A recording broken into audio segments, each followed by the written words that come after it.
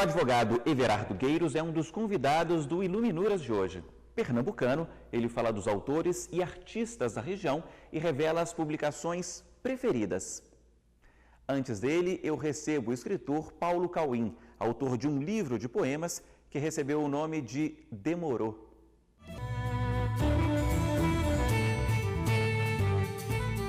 O também pernambucano Paulo Cauim é formado em Educação Artística pela Fundação Brasileira de Teatro e tem pós-graduação em Arte, Educação e Tecnologias Contemporâneas pela Universidade de Brasília. Paulo, que leituras marcaram a sua infância e a sua adolescência? Bom, Paulo, na minha primeira infância, eu não fui marcado pela leitura de prosa, nem de poesia, não. Apesar da poesia já ter entrado em mim, assim, pela voz do meu pai, né, que era repentista, mas a leitura mesmo era uma revista chamada Recreio, onde a gente tinha os tutoriais para a gente fazer construção, fazer chapéu de bombeiro, cartola, montar a cidade, né? Esse foi, assim, uma leitura importante. Só depois, muitos anos, eu fui saber que essa revista eram os arte-educadores que, na época do regime militar, eles cortaram várias disciplinas, né? Sociologia, filosofia, arte, e esses arte-educadores que montaram era uma forma de criação, né? daquele período para as crianças, né? Então, esse foi a minha primeira início, assim, depois os gibis, e na adolescência, eu achava os livros da escola meio chatos, assim, né? E minha irmã já gostava muito de ler, e ela tinha um livro chamado Viagem ao Centro da Terra, do Júlio Verne, e eu me lembro, assim, que foi uma experiência incrível. Você sabe quando você vê um filme legal, que a gente passa para dentro do filme, dentro da obra? E esse livro foi um livro assim, que me marcou, né? Depois eu li outros dele, 20 Mil Léguas Submarinas, mas essas leituras foram importantíssimas, assim, para mim. Você até falava aí do seu pai repentista, Isso. você é pernambucano, é de Timbaúba. E que características, que influências sua terra, sua cidade tiveram na sua vida? Foi determinante, foi um corte assim, fundamental, porque toda essa poesia do século XII, da Provença, que vai para a Península Ibérica, né, Portugal, quando chega no Brasil, ela se consolida no Nordeste, e meu pai pega esse legado e eu tenho dentro de casa esse grande cara, né, fazendo essa poesia super sofisticada, e a gente lá ouvindo aqueles improvisos, a coisa mais incrível, né, aqueles curiscos de iluminação, assim, sabe? E você se lembra claramente disso? Lembro. Aquela coisa, se a lua estava bonita, ele fazia isso, se o dia foi legal para a feira, ele sempre tinha uma coisa, o improviso, aquela voz sempre luminosa, assim, né, esses curiscos que ele fazia. E isso foi determinante para a minha poesia.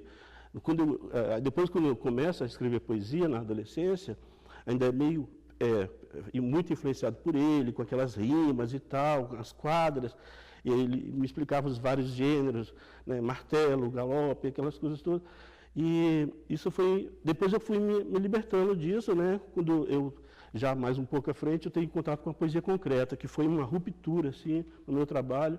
Então, minha poesia, ela fica entre a poesia concreta, essa coisa mais erudita, né, e a poesia popular, sabe? E nessa época já de adolescência, já adulto, que leituras, que autores te influenciaram? Olha, eu me lembro na escola, o primeiro contato com a poesia do Gregório de Matos. Para mim foi assim, nunca vi uma coisa tão ácida, tão crua assim, né, contra o regime, contra a roubalheira. Essa roubalheira que a gente vê hoje, ele já estava denunciando há muito tempo, né? Então isso foi marcante para mim. Depois, Augusto dos Anjos, né, também, e depois, né, enveredando mesmo pela poesia concreta.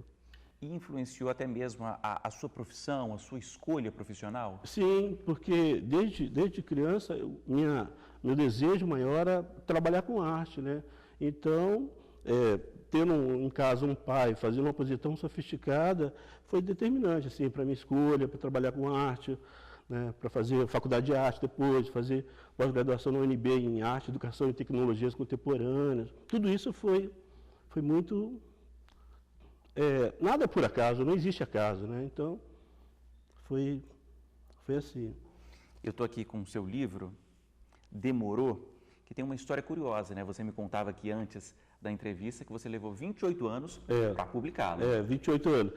Demorou, essa palavra que é muito usada nas periferias, né, que ela, ao mesmo tempo, é uma palavra dialética, porque, ao mesmo tempo que ela retrata uma coisa do tempo, essa ilusão do tempo, mas ela tem essa coisa, pô, demorou, já passou da hora. Então, e está em japonês também, que é o kuretá, né? Porque o meu trabalho, a minha poesia é uma oferenda à poesia japonesa, à poesia negra, né, brasileira, e nossas mestiçagens, né? Você me contava aqui, também antes da entrevista, que esse livro abriu muitas portas, te levou a um intercâmbio cultural, Exato. palestras, a novas ideias. Quais? Pois é, Paulo, eu levei 28 anos, mas a colheita foi tão bacana, eu colhi tanta coisa bacana. O setor de educação na Embaixada Americana me convidou para um intercâmbio em várias cidades, né? Washington, Albany, Los Angeles, Nova York, e para conhecer experiências com educação lá. Também lancei o livro em Portugal. Agora, recentemente, um poema meu está participando de um panorama de poesia contemporânea no Museu da Língua Portuguesa em São Paulo, um recorte da poesia nova brasileira, né? Muita gente desconhecida que a gente não conhece, mas a chegada da internet foi muito legal, porque a poesia, ela sempre teve lá na resistência, fazendo, né, brigando, mas ela nunca teve esse espaço de TV, né? Ela sempre foi aquela coisa mais, esse advento agora, esse fenômeno do Paulo Leminski, é uma surpresa maravilhosa, do Ari Salomão, né, livros bem lidos, mas a poesia sempre foi aquela coisa assim, né? E a internet foi muito legal para os poetas. Tem muita coisa maravilhosa. Eu nunca vi um momento tão legal para a poesia brasileira com a chegada da internet, sabe? Está muito legal. Falando dessa sua viagem, desse seu intercâmbio para os Estados Unidos, o que te marcou? Cara, primeiro, perder preconceito, né? Porque a nossa geração, assim, dos anos 60, 70, 80, tinha muito preconceito com essa coisa de americano. Assim, uma coisa que eu perdi, porque eu conheci experiências com arte em Albany, com americanos com paralisia cerebral, né, com vários distúrbios, doenças graves assim, mentais, e eles fazendo uma arte tão sofisticada. Aquilo para mim foi como aquele povo, eu convivendo com aquelas pessoas, né, como a gente, que acorda segunda-feira de manhã, vai para o trabalho, às vezes não almoça direito, no próprio trabalho durante o almoço. Então, para mim, foi assim, a quebra desses preconceitos, sabe? Cada lugar que eu passava era uma experiência com educação. Latinos, lá em Pasadena, em Los Angeles, latinos que chegavam, estavam envolvidos com crime, aí através da arte, da educação, eram retirados desses lugares, né? Cada lugar desse era uma experiência. Eu falava da minha experiência aqui, na época eu trabalhava na Escola Parque, da 210 Norte. Uma escola famosa aqui em Brasília. Exatamente.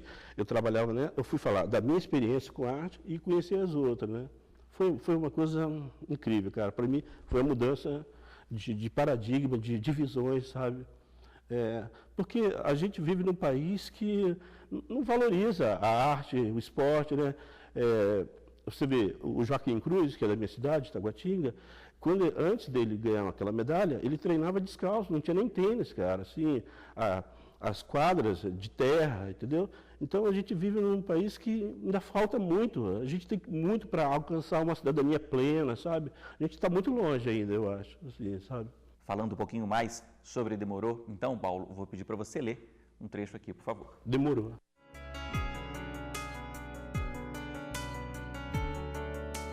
Este poema foi escrito para ser falado, não para página ou parede, sim para tímpano e martelo. O poema falado é pistola no ouvido, grito saído do papeiro. E aí legal que tem seu pai e Chico Science. Exatamente, exatamente. O Chico Science foi... Eu gosto de artistas que quebram o gelo daquela época, né? E o Mangue Beat foi uma quebra. A gente estava vivendo aquele momento daquele rock brasileiro, assim, já estava meio coagulado, e a Nação Zumbi e o Chico Science, eles chegam para fazer essa ruptura, e eu sou muito influenciado por eles, cara. E a presença do meu pai, você vê, sempre presente, né? A música é determinante também, né? A música é determinante. Eu gosto muito desses artistas que por exemplo, João Gilberto, a Bossa Nova, a ruptura que foi aquilo, fazer aquela fusão de samba com jazz, depois a Tropicália, fazer o samba com o rock, botar guitarra, berimbau, depois o Chico Sainz, né? Então a música influencia muito a minha poesia. Bom, depois de Demorou, você trabalha no seu próximo livro. Explica para mim, por favor. Paulo, essa pesquisa já tem um sonho antigo, mais ou menos uns 15 anos. Só que eu fiquei guardado essa ideia para não falar para ninguém, ficava com medo de alguém pegar a ideia antes de mim, né? Aí fiquei mais ou menos uns 15 anos com essa ideia. Aí quando chegou a hora, fui falar com um dos donos do teatro, que era o Fernandês, ele me autorizou. É o Teatro Rola Pedra. O Teatro Rola Pedra. Eu estou contando, esse meu novo livro conta essa história. Era um teatrinho de bolso que tinha na entrada de Itaguatinga, onde a Legião Urbana começou, Capital Inicial, Plebe Rude, Renato Matos, vários artistas, Miquéias Paz, Chico Simões, Zé Regina, vários artistas começaram ali, né? Só que vários não tiveram a mesma ascensão que esses primeiros que eu falei. Então, eu também quero dar voz para esses artistas. E você está contando o surgimento do teatro? Eu estou contando toda a história. O surgimento, ele começa em abril de 84, vai até 86. Então, eu estou contando, eu tive que entrevistar toda essa molecada toda que passou por lá, né? Já entrevistei todos. A mãe do Renato Russo, o Bonfá, Dado, essa galera da Plebe, o Felipe Seabra, toda essa galera eu entrevistei, né? Agora estou na fase, assim, de decupar isso, editando essas transcrições e montando. Ele vai ter um formato mais ou menos de um documentário de cinema, não é um formato de livro tradicional, ele é mais formato de cinema. E quando é que ele sai? Cara, boa pergunta, porque eu tenho adiado, assim, né? Porque como é pesquisa, mas acredito que final desse ano, ou início do próximo ano, saia, né? Quem está me orientando é o professor João Gabriel Teixeira, professor doutor em Sociologia da UNB, está me orientando a parte de pesquisa, né? Apesar de não estar ligado à universidade, mas tem o Grupo Trans, que é um grupo de pesquisa, eles estão me dando esse apoio, né? Legal. A gente fica aguardando, então. Poxa, maravilha. Paulo, é isso. Tá Muito bom. obrigado pela sua participação aqui. Pô, eu que agradeço a todos aí. Muito obrigado. Bom, este foi só o primeiro trecho aqui do Iluminuras. Depois do intervalo, a conversa continua, dessa vez com o advogado Everardo Gueiros. Não saia daí.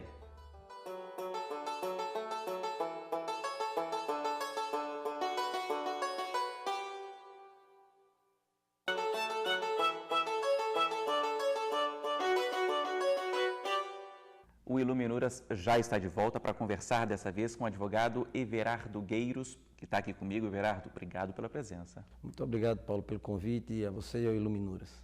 Outro pernambucano, né? No primeiro bloco a gente falou com Paulo, o escritor, dessa vez com você aqui, outro pernambucano. Que influências, que referências Pernambuco tem na sua formação? Pernambuco influenciou totalmente a minha vida. Nós somos muito bairristas, nós lá de Pernambuco. É um estado que desde a história dele, desde sua origem, ele é um estado muito... As pessoas são muito aguerridas, nós temos lá as heroínas do Tejuco-Papo, nós temos muitas histórias de revolução durante a história do Brasil que estão vinculadas a Pernambuco. E nas letras também muito mais. A primeira faculdade de Direito do país foi criada em Pernambuco, né? Foi em Pernambuco e no Largo de São Francisco, em São Paulo. Então, de fato, não só a leitura dos autores regionais, como João Cabral de Melo Neto, como Joaquim Nabuco, como tantos outros, influenciou minha vida, mas outros que são menos conhecidos, mas também influenciaram muito. Tem um poeta lá chamado Ascenso Ferreira, que é um poeta maravilhoso, um poeta mais regional, mas ele tinha... na poesia dele, ele tinha um ritmo na poesia dele que era quase uma música. Algumas poesias dele viraram músicas. E isso teve reflexos na sua vida, na sua escolha profissional? Totalmente, totalmente. Eu venho de uma família que é ligada às letras jurídicas. Então, meus pais são advogados, tios advogados, outros juízes, ministros, etc. E eu vi sempre isso em casa, desde pequeno. Eu via meu pai abraçado com um livro de Carlos Drummond de Andrade, sempre foi isso. Isso me influenciou demais. Eu aprendi que desde cedo eu tinha que ler muito. E quanto mais eu lia, mais eu me apaixonava pela leitura. E você tem autores preferidos? É muito eclético. Eu digo que eu leio de Bula de Remédio a Camilo Castelo Branco ou Saint-Exupéry, enfim, eu leio tudo. E tem alguma preferência de estilo, de romance, biografia, poesia? Por fases. Por fase. Primeiro eram leituras mais simples, né, leituras próprias para criança. Depois eu comecei nos romances, e aí fui muito nos romances. Quando fui consolidando aí, já no início da atividade profissional, eu lia muito biografias. Eu gosto muito de biografias, porque aí você tira histórias importantes, você aprende com as histórias dos outros, e foi importante. Hoje eu estou lendo um pouco mais de filosofia. Eu voltei um pouco, saí da faculdade, lia filosofia, agora eu voltei para a filosofia. Eu estou lendo um livro agora, até presente de um grande amigo meu aqui de Brasília, que são as memórias de Marco Aurélio. Marco Aurélio, que foi imperador romano, não do Triunvirato, mas um que veio 200 anos depois, aí quando estava no auge do Império Romano. E ele assim, me ensina coisas incríveis, coisas simples, coisas bobas que você no dia a dia acha que não são importantes. Mas tem uma passagemzinha dele, várias me marcaram, mas tem uma que ele diz assim, que você, claro que não é ipsiliteris, mas ele diz assim, que o que é que importa para você o que os outros acham de você? O que é que importa para um esmeralda se todo mundo diz que a esmeralda é azul ou roxa, sendo que ela vai ser verde? Então, para você ter essas convicções a respeito de você próprio, você tem que se conhecer e, claro, você sofre influência do meio, mas você tem que ser firme nos seus propósitos e na sua vida. Vou fazer uma pausa então aqui, Everardo, para a gente lembrar um pouco da vida do imperador Marco Aurélio. Imperador e filósofo, Marco Aurélio nasceu em 121 d.C. Aos 40 anos, tornou-se imperador de Roma. Dividiu-se entre a administração, as guerras e a palavra. Escreveu seus pensamentos em grego. As reflexões, reunidas após a sua morte no ano 180, ficaram conhecidas como Meditações.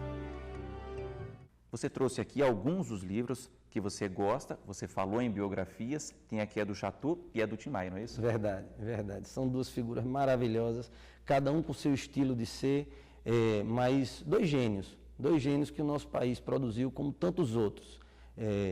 Eles, no jeito próprio de cada um levar a sua vida, eles conseguiram tirar o melhor do que eles próprios podiam dar à humanidade. E aí deixaram legados incríveis. Tanto Tim Maia, dentro da sua loucura genial, ele deixou um legado incrível à música brasileira e com poesias e tal. O Chateau, por seu lado, criou um império das comunicações, mas não foi só um império financeiro das comunicações, como a gente vê outros hoje no país. Ele mudou a forma de comunicação no nosso país, tanto no jornalismo escrito, quanto na questão das propagandas que não existiam no nosso país antes de Chateau. Chateau foi o precursor disso. Era um gênio. Eu tenho passagens aí incríveis desses dois livros que me chamam. Umas engraçadas. Eu aprendi que a vida da gente é tão dura e tão séria que eu procuro me ater às coisas engraçadas. Você sem humor, você não vai para lugar nenhum. E de tanto observar as pessoas mais dotadas ou mais bem dotadas, essas têm um humor sarcástico, um humor mais alegre, mas todos têm muito bom humor. E tem umas passagens engraçadas, até com parentes meus, nesse livro mesmo de Chateau, tem um tio meu, Neemias Gueiros, que foi presidente do Conselho Federal do OAB, foi um advogado brilhante no país, em quem eu me miro muito, né? Sempre tem que ter um alvo.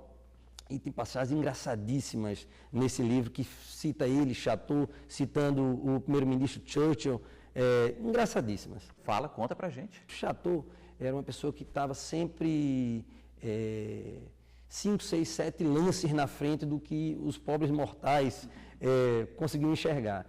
E aí, certa feita, ele foi para um leilão e pediu a meu tio, disse, Gueiros, vai lá e compra o quadro pintado por Chateau. Pediu uma orientação, que eles não entendiam profundamente de arte, até depois ficaram entendendo bastante, mas nesse momento não ainda. E aí pedem uma orientação e aí orientam, só compre até um valor X.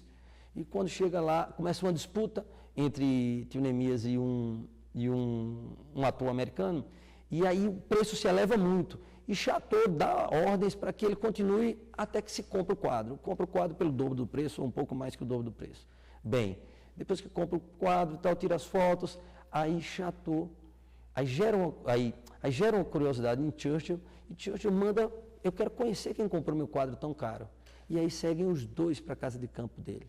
Chegam na casa de campo dele, Chateau com uma bolsinha na mão, ninguém sabia o que tinha na bolsa. Chega lá, é porque você comprou? Não, comprei por isso, por aquilo, começa a conversa, e ele disse, a propósito, eu estou aqui, quero dizer que o senhor vai receber uma honraria, a maior honraria do Brasil, que é a Ordem do Jagunço. Tira uma roupa de vaqueiro, um chapéu de vaqueiro, pede para meu tio pegar um punhal, pede para Churchill ajoelhar, Churchill ajoelha, e eles concedem a Ordem do Jagunço a Churchill. E aí é uma história maravilhosa, super engraçada. Quem puder folhear o livro vai ver que, de fato, ele era um visionário, mas era um brincalhão. E isso foi uma brincadeira que marcou, como tantas outras ele tem aí. Eu vejo aqui outros também, Franz Kafka com o Processo, Gabriel Garcia Marques, mais referências, né?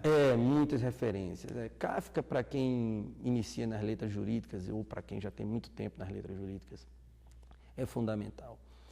Tantas vezes antes de chegar a Brasília, antes de advogar nos tribunais superiores, que é o que eu faço hoje, eu advoguei em muitas comarcas. Teve um período da minha vida que eu advoguei em 20 comarcas no estado de Pernambuco e 40 no estado da Bahia. E tantas vezes eu me vi no processo de Kafka. Acusações sem você ter acesso a quais são as acusações dos clientes realmente, autos que não se encontram, idas e vindas, sempre uma burocracia terrível para que você pudesse exercer, no caso, o meu munus, de fazer a defesa dos meus clientes. De fato, eu me vi muitas vezes dentro desses livros todos. E de Kafka me vi muitas vezes por conta da questão profissional. Na área jurídica, especificamente, você tem livros aí para sugerir, para indicar? Tenho vários. Essa semana, por exemplo, agora nós estamos tendo uma mudança muito grande no Código de Processo Civil, que vai entrar em vigor no ano que vem. E eu tive a oportunidade, ontem mesmo, eu almocei com o professor Cândido Dinamarco, que foi um dos pais desse novo código, e ele estava nos dando aulas sobre as mudanças que o código traz, as referências que o código traz. Eu poderia citar o Teodoro, poderia citar tantos autores. Meu tio Evandro Gueiros também lançou um livro agora sobre a história do processo civil, ele conta a história do processo civil no país todo. Então eu tenho muitas referências. Outra coisa importante, eu sei que você gosta de emprestar livros e aprendeu isso com quem? Aprendi com esse tio que eu citei agora, que foi o primeiro presidente do STJ, ele foi ministro do STJ, foi ministro do TFR, e uma vez eu perguntei a ele, por que o senhor não dedica os livros a mim? Porque eu queria aquela imagem da dedicação, não é? Para guardar para a memória. E ele disse assim que não dedicava, porque o livro tem que circular. E o livro circulando, ele faz com que as ideias circulem. E se você entrega um livro que está dedicado a uma pessoa, vai constranger a pessoa que está recebendo o livro, achando que talvez o livro não fosse dele. E aí, para evitar isso, o livro não tem dono. O livro não é para ter dono. E você leva isso para frente? Eu levo, sim, sem dúvida. Falando sobre poesia, Everardo, também está entre os seus gostos? Sem dúvida. Tanta poesia regional, e aí vem, talvez a gente voltando para o início do nosso bate-papo, você perguntou se havia influência. Eu sei ainda algumas poesias regionais de cor e outras também que não são regionais. A poesia é muito bonita. Influencia, ensina a escrever. O advogado precisa naturalmente, em função do ofício, escrever e defender. E só se aprende a escrever lendo. Agora, quando é que vem, Everardo, para a gente finalizar aqui, o seu livro? A gente falou sobre vários livros aqui, várias referências, e o seu? Ele está sendo gestado. E livro como Filhos, você precisa planejar e precisa executar até que ele nasça. Ainda não é o momento do nascimento, mas em algumas áreas eu já tenho alguns esboços, tanto na área profissional quanto sem ser na área profissional, na área da prosa. Vai chegar sim. Ok, é isso. Eu queria te agradecer bastante aqui, boas histórias. Muito obrigado aqui por compartilhar com a gente. Eu que te agradeço o convite e também estou à disposição quando você quiser novamente bater um papo comigo. Ok? E muito obrigado a você que nos acompanhou aqui hoje. O Iluminuras termina neste momento, mas para rever este e outros programas, basta acessar tvjustiça.jus.br. Até a semana que vem. Tchau!